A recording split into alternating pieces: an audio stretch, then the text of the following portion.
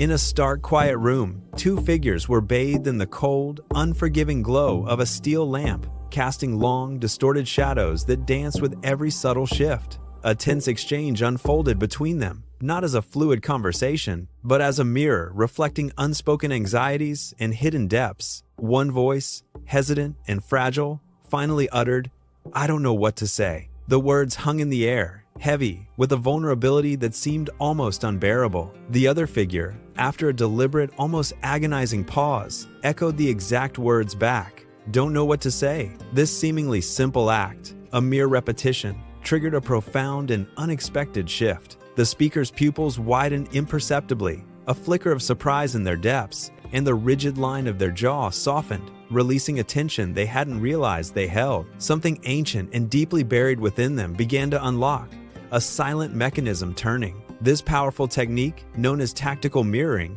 draws its efficacy from the neurological phenomenon of mirror neurons, where the brain struggles to differentiate between experiencing an action and merely witnessing it. Years prior, groundbreaking research conducted in Parma, Italy, provided the initial insights. Scientists observed that monkeys' brains fired identically, whether they reached for a peanut themselves or simply observed a researcher performing the exact same action. This remarkable discovery illuminated the brain's inherent inability to distinguish between doing and witnessing, between speaking and hearing one's own words, reflected back with uncanny precision. This fundamental circuitry forms the very architecture of empathy, providing an unparalleled access point into another's inner world. It is a powerful, non-confrontational method designed not to dominate but to disarm, creating an immediate and profound connection where none existed before. Building upon this foundation, another potent, unseen weapon emerged in the negotiator's arsenal: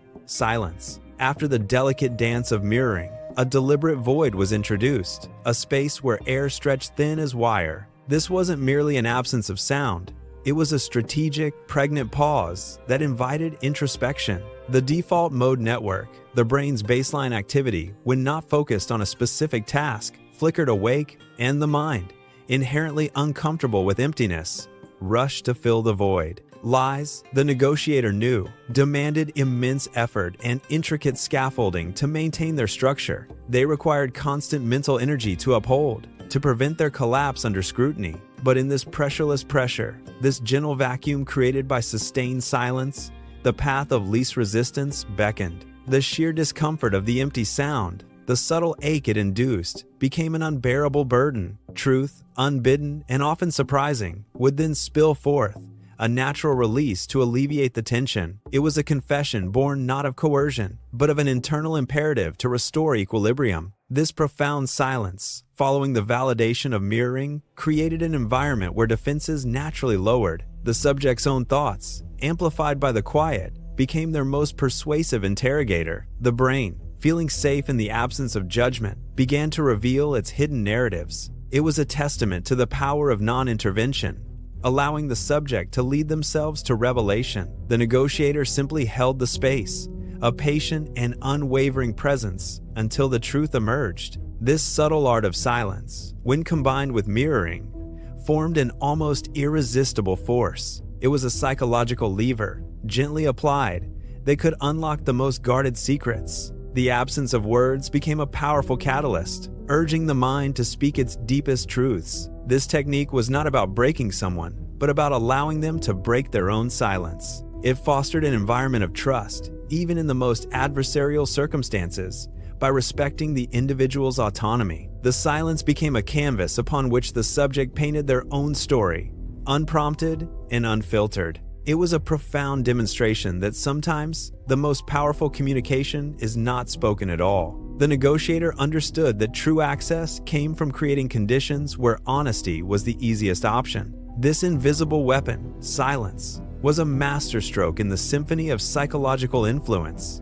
It transformed the interrogation into a journey of self-discovery for the subject, guided by their own internal compass. The quiet room, once filled with tension, now hummed with the potential of imminent revelation. This was the true power of the unseen, the unspoken, the weapon that disarmed without a single word. It was a testament to the fact that sometimes the most profound impact comes from doing nothing at all. The negotiator waited, patiently, knowing that the silence would eventually yield its bounty. And as the air grew heavy with unspoken words, the truth began its slow, inevitable ascent. This was the moment when the mind, seeking solace from the void, would finally surrender its secrets. The quiet hum of the lamp, the only sound, bore witness to this delicate, powerful exchange. It was a testament to the subtle art of persuasion, where absence became presence and silence a voice. The negotiator's gaze remained steady, reflecting nothing but an unwavering, patient expectation.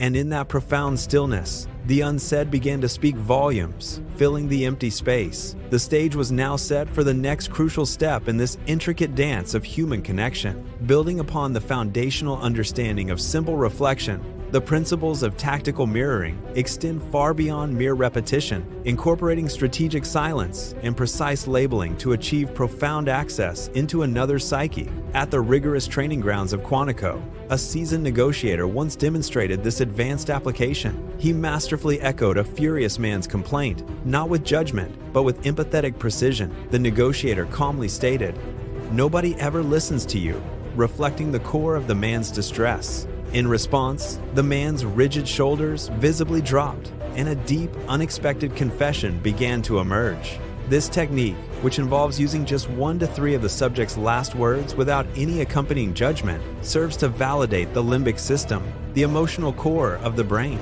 It effectively eases the amygdala's grip, that primal center of fear and anxiety.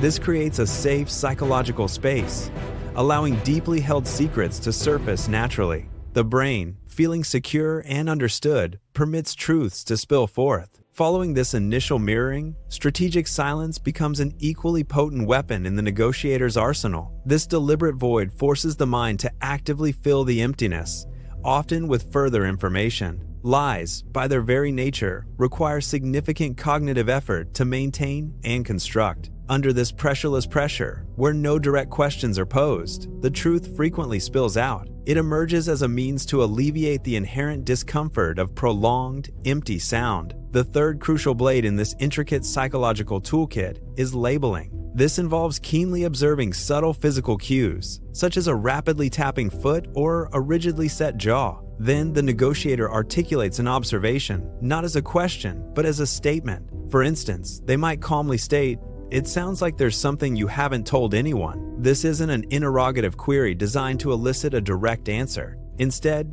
it's a name placed gently upon a shadow, an unspoken emotion or thought. This act of labeling has a profound calming effect on the amygdala. It allows the prefrontal cortex, the brain's center for rational thought and decision-making, to regain control. However, it is crucial to recognize that these immensely powerful tools, while effective, can be perverted from their intended purpose of connection and understanding. While one intent seeks to rescue individuals through genuine connection and empathy, another, more sinister application uses perfect echoes, calculated pauses, and surgical labels. These are employed not for connection, but for extraction of information and ultimate control. The fundamental difference between these two applications lies not in the technique itself, for the methods are identical, but solely in the underlying intent of the user. The final, most potent element in this sequence, a 7-word phrase yet to be revealed, promises to drop any intense emotion, regardless of its nature, to absolute zero. This ultimate phrase completes the intricate sequence of gentle yet incredibly powerful tools, providing total, unparalleled access to another's inner world, for better or for worse. The negotiator, having meticulously applied these 3 techniques, mirroring, silence, and labeling, now prepares for the final, decisive step. This last phrase is not a question, nor is it a reflection of the subject's words. It is a carefully constructed statement designed to disarm the most entrenched emotional defenses. Its power lies in its simplicity and its direct appeal to the subject's deepest, often unacknowledged feelings. The air in the room, once thick with tension, has thinned, made permeable by the preceding exchanges. The subject, having felt heard, understood, and seen, is now uniquely vulnerable to this ultimate intervention. This phrase acts as a psychological circuit breaker, instantly neutralizing overwhelming emotional states. It bypasses the conscious mind, speaking directly to the limbic system, offering a profound sense of resolution. The negotiator, with a calm and unwavering gaze, delivers these 7 words, each one weighted with intent. The effect is immediate and palpable, a sudden cessation of emotional turbulence. It is as if a storm, raging moments before, has been instantly quelled, leaving behind an unexpected calm. This final tool ensures that the access gained is not merely superficial, but penetrates to the core of the individual. It allows for a level of understanding and connection that few other methods can achieve. However, the ethical implications of such profound access are ever present, a constant shadow to its power. The intent behind its use dictates whether it serves as a bridge to healing or a key to manipulation. The sequence is complete.